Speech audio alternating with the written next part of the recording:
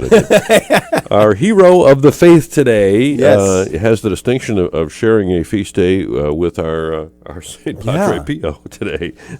But it's Blessed Émilie Tavernier Gamelin. Okay? Daughter of Antoine Tavernier and Marie Joseph Maurice.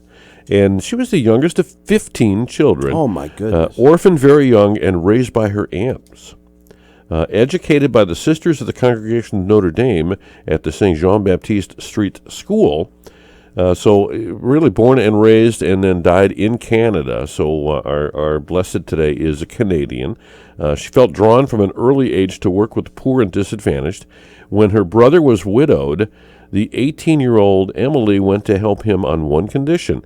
Their table would always be open to the hungry who came to the door.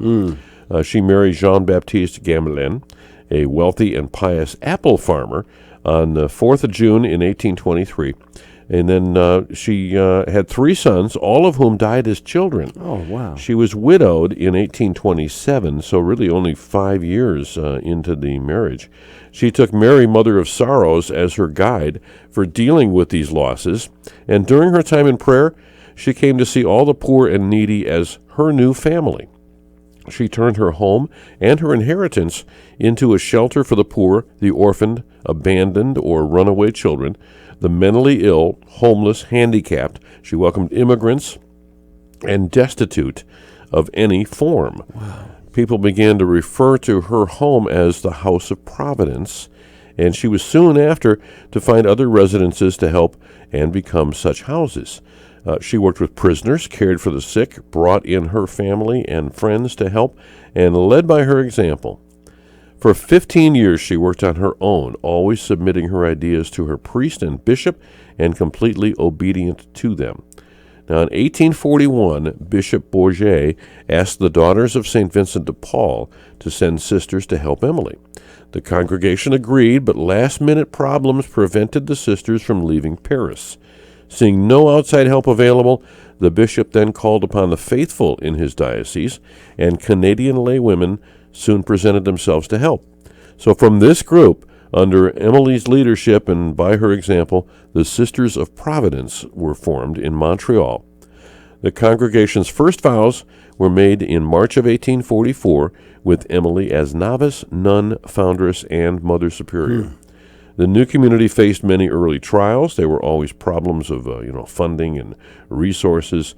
Disease thinned their ranks, and internal dissent threatened to lose Émilie the support of her bishop. But the group persevered. There were 50 sisters at the time of Émilie's death, less than 8 years after the group's foundation or formation. Over 6,000 sisters have joined the order over the years.